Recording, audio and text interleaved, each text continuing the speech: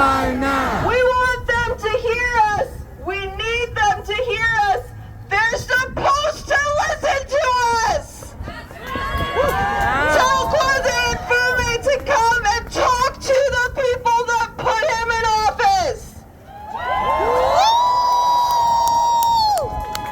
Please help me in welcoming up Professor Ajambo from Morgan State University at Blackman. Peace, everybody. So as a professor at Morgan State, where for some of you Mfume is your rep and he is the chair of our Board of Regents, as also the son of a European Jew whose mother herself was born in Palestine but who left with the feelings of Zionist betrayal, who only joined the communist and labor movements in Brooklyn, and also the son of an African-descended black man who, with a sense of capitalist and white supremacist betrayal, engaged the black liberation struggle.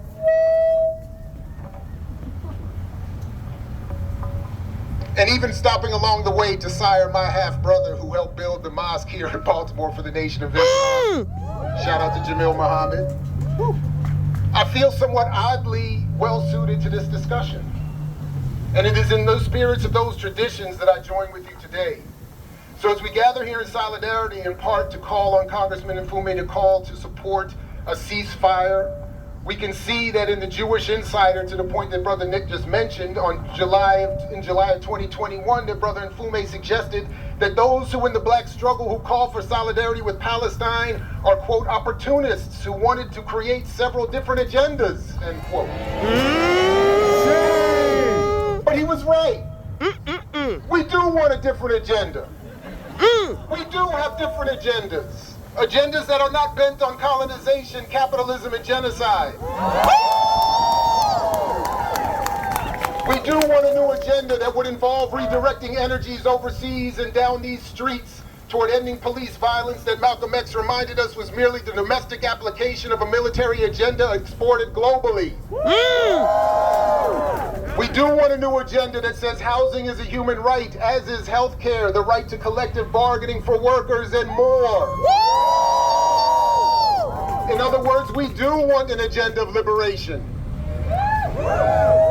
Similarly, as Brother Nick also mentioned, Mr. Mfume in that same article can be read as saying that he would not support the BDS movement against Israel, boycott, divest, sanction, as he had done so for the apartheid state of South Africa previously, because what is occurring in Palestine, he said, quote, has not risen, in my opinion, to the level that the hundreds of years of oppression by the Afrikaners in South Africa against the indigenous population, which was the majority, has not risen to that level, end quote.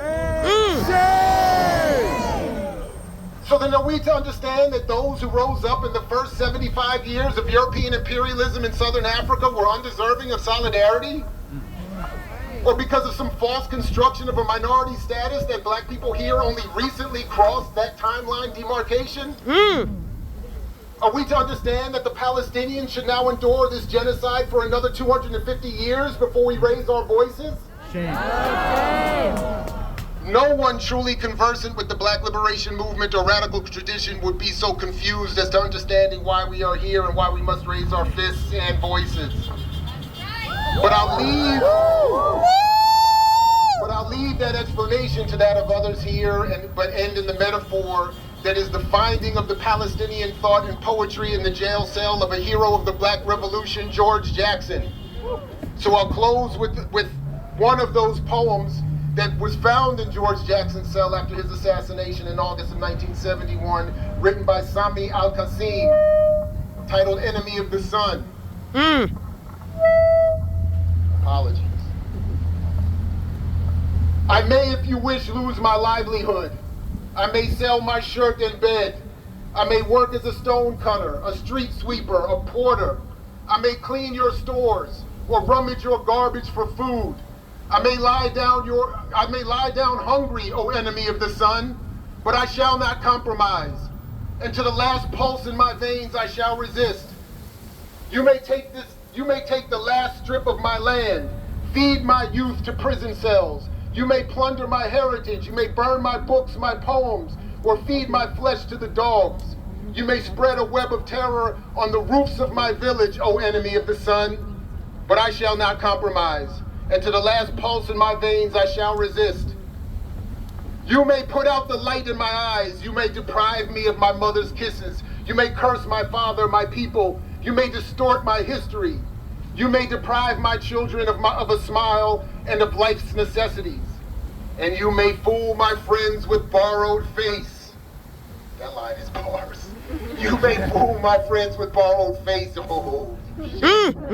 You may build walls of hatred around me. You may glue my eyes to humiliations, O enemy of the sun. But I shall not compromise. And to the last pulse in my veins I shall resist, O enemy of the sun. The decorations are raised at the port. The ejaculations fill the air. A glow in the hearts and in the horizon. A sail is seen, challenging the wind and the depths. It is Ulysses returning home from the sea of loss. It is the return of the son of my exiled ones, and for her sake, in his I swear, I shall not compromise, and to the last pulse in my veins, I shall resist, resist, and resist. Free Palestine, free the land, free them all.